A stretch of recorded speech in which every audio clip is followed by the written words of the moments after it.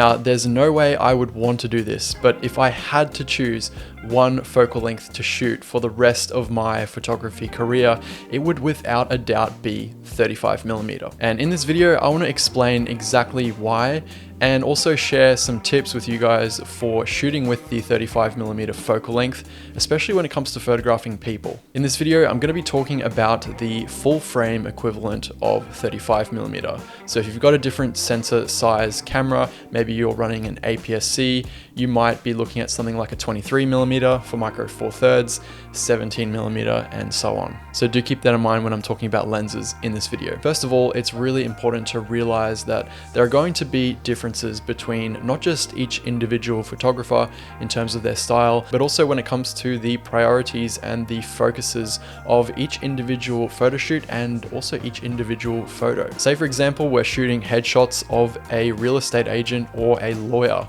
We're probably not too interested in showing much of the background. Instead, we really want to focus in on that person's face, their facial features, and create some kind of recognition or familiarity with that person. But if we're, say for example, covering a story for a magazine or a newspaper, maybe we're covering a story about a Formula One driver, then we definitely want to show some context to who they are. Maybe photograph them in the car or with the car, or maybe with a helmet, show more of their team uniform, and maybe some context or insight into what the article is actually about. But for what I focus on, which is mainly fashion and lifestyle photography, 35mm is going to allow me to create whatever ideas and whatever vision I have in my head 99% of the time. And there are a couple of reasons for this. First of all, 35mm is a wide angle lens, and it is very easy to capture context and surroundings when it comes to photographing people. You don't have to stand very far away, which is really helpful when you're in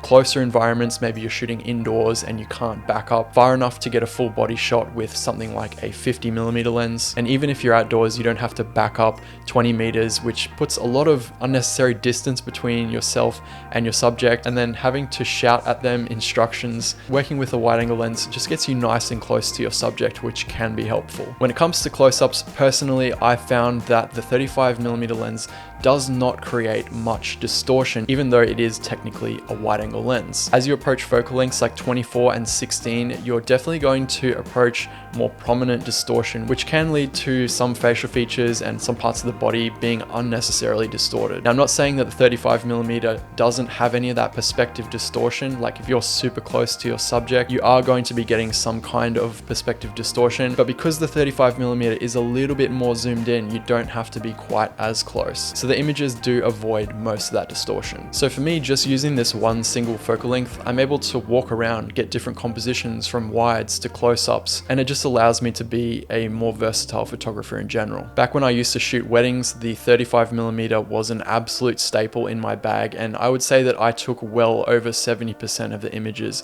on a 35mm lens. Not only does it give you the ability to separate your subjects from the background, but it also allows you to keep shooting without additional light in lower light situations. One other unexpected bonus that I found that I didn't even realize until I started looking at other galleries that I'd shot with a zoom lens was that the prime lens galleries tend to have a more consistent look throughout, as the perspective didn't change around drastically like it would with a zoom lens if you were shifting constantly between zoom settings.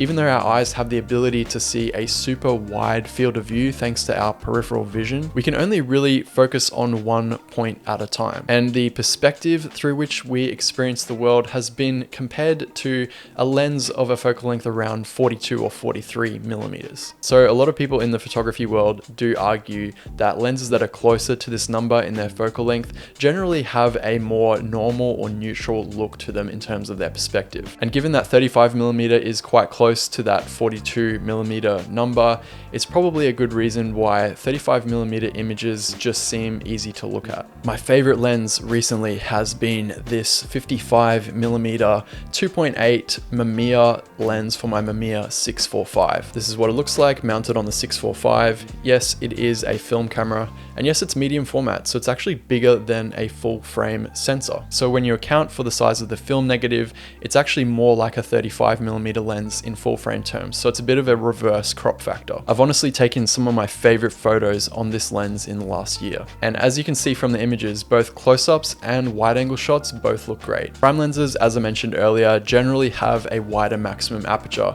so it allows you to really separate your subjects from the background, as well as allowing you to use lower ISOs in low light situations. And if you actually opt for a prime lens with an aperture of f2 or 2.8 over an f1.8 or a 1.4, you can actually get some really lightweight and compact lenses, which means that you could potentially have a very versatile, lightweight lens that allows you to be a little bit less noticeable if you're shooting on the street, or a little bit more agile if you're out shooting in nature. If you are getting close into your subjects or you're photographing details, do consider if the 35mm lens is right for the look and feel of the images you want to create. There's definitely no problem in switching lenses to maybe a 50 or maybe something even more zoomed in, because those lenses definitely give a very different feel to close-up images. Of course, if your style does not align with a 35mm focal length, then you don't have to use it. And that is one of the most fun things about photography, in my opinion, is that you get to find out what you like and what works for you. For me personally, 50mm does also get an honorable mention. And if I couldn't choose the 35mm as my do everything focal length, then the 50 would definitely have to come next. Maybe I'll do a video on the 50mm lens and why it's my second favorite focal length. Let me know if you guys want to see that down in the comment section below. I really hope you guys enjoyed the video. Hope you learned something. If you do have any other questions, maybe things that I didn't cover in this video, leave them down in the comments section below, and I will see you guys all in the next one.